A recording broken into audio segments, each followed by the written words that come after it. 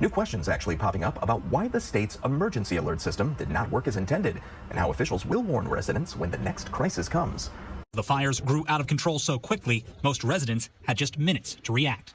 I think this was an impossible situation. The lack of communication as the flames spread is raising new questions about Hawaii's emergency alert system. Warning texts went out, but limited cell service meant many did not receive them. The island also has emergency sirens, but they did not go off during the fire. FEMA estimates it will cost more than $5.5 billion to rebuild, a project that will likely take years. So today we're going to give a hurricane fire update in Hawaii, and I think this is really important. The media is saying that low humidity and high winds resulted in these fires. And what's interesting is this hurricane was 800 miles away from the island, and when we look at the wind speed on Zoom Earth, it's nowhere near what we were told. Now, they also reported that the humidity was very low that day, 75%, but the average is about 61% to 77%.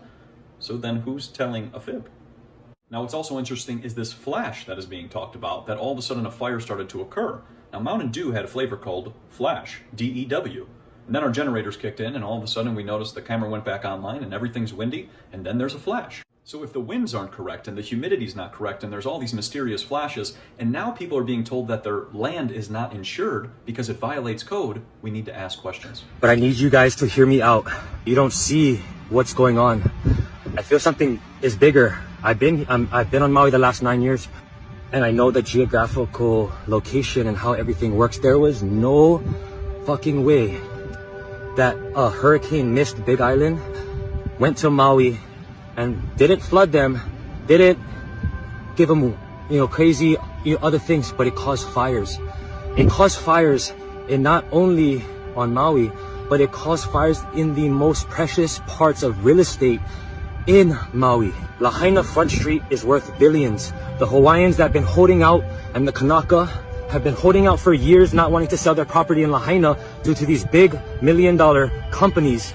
It is not a coincidence, I don't believe, how in the most precious parts of Maui, Kula, Lahaina, and Kihei, that the locals that are standing strong and do not want to give up Oprah Winfrey's fucking view up in Kula that the Hawaiians are holding out on, that the fire was going to. I noticed that all the mansions are fine. This is insane. Locals in Maui were refusing to sell their land to the elites. Part of the island mainly destroyed by the fires is a prime area right next to mega mansions. Oprah Winfrey got a mega mansion. Jeffrey Bezos, luxury mansion. Lady Gaga, luxury mansion. Bill Gates, luxury mansion. Morgan Freeman, luxury mansion. Will Smith, it goes on and on and on. Obama's. They're all fine, by the way. All the fucking mansions are fine.